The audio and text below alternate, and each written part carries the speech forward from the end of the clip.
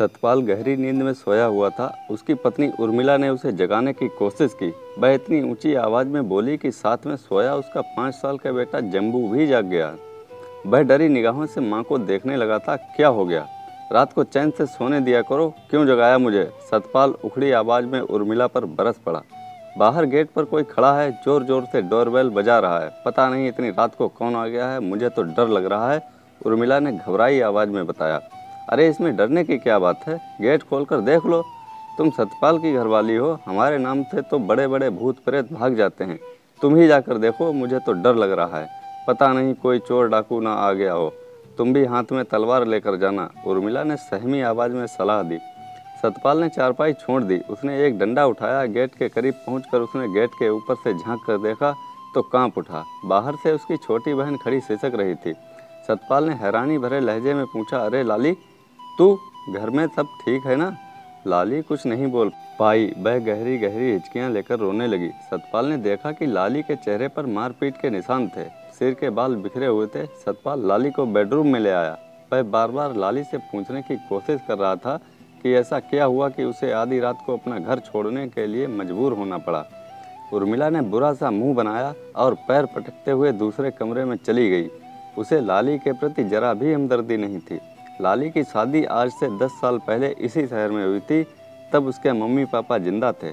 लाली का पति दुकानदार था, काम अच्छा चल रहा था। घर में लाली की सास थी, 2 ननदें भी थीं। उनकी शादी हो चुकी थी। लाली के पति अजय ने उसे पहली रात को साफ साफ शब्दों में समझा दिया था कि उसकी मां बीमार रहती है। उनके प्रति बरती गई लापरवाही को वह सहन नहीं करेगा। लाली ने पति के सामने तो हामी भर दी थी, मगर अमल में नहीं लाई। कुछ दिनों बाद अजय ने सतपाल के सामने शिकायत की। जब सतपाल ने लाली से बात की तो वह बुरी तरह भड़क उठी। उसने तो अजय की शिकायत को पूरी तरह नकार दिया, उल्टे अजय पर ही नामर्दी का आरोप लगा दिया।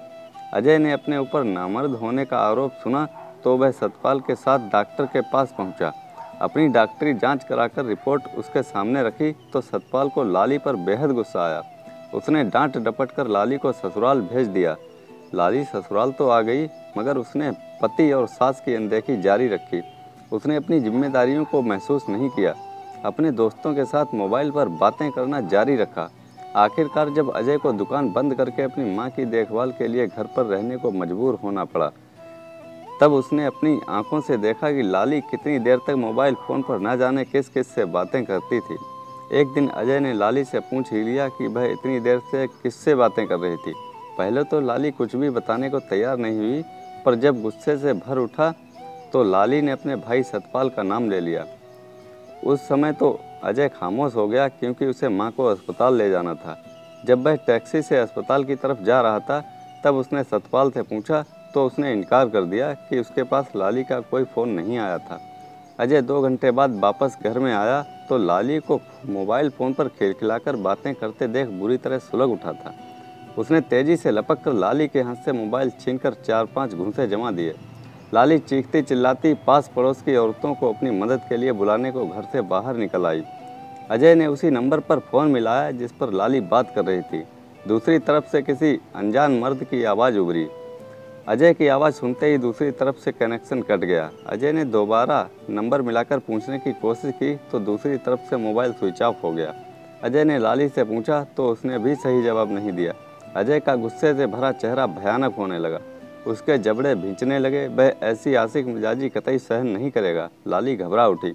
उसे लगा कि अगर वह अजय के सामने रही और किसी दोस्त का फ़ोन आ गया तो यकीनन उसकी खैरियत नहीं। उसने उसी समय ज़रूरी सामान से अपना भरा बैग उठाया और मायके आ गई। लाली ने घर आकर अजय और उसकी मां पर तरह तरह के आरोप लगाकर ससुराल जाने से मना कर दिया। कई महीनों तक वह अपने मायके में ही रही। अजय भी उसे लेने नहीं आया। इसी तनातनी में 1 साल गुजर गया। आखिरकार अजय ही लाली को लेने आया। उसने शर्त रखी कि लाली को मन लगाकर घर का काम करना होगा। वह पराए मर्दों से मोबाइल फ़ोन पर बेवजह बातें नहीं करेगी। सतपाल ने बहुत समझाया मगर लाली नहीं मानी। लाली का तलाक हो गया। सतपाल ने उसके लिए 2 लड़के देखे मगर वे उसे पसंद नहीं आए। दरअसल लाली ने शराब का एक ठेकेदार पसंद कर रखा था। उसका शहर की 4-5 दुकानों में हिस्सा था। वह शहर का बदनाम अपराधी था मगर लाली को पसंद था। काफ़ी अरसे से लाली का उस ठेकेदार जोरावर से इश्क चल रहा था।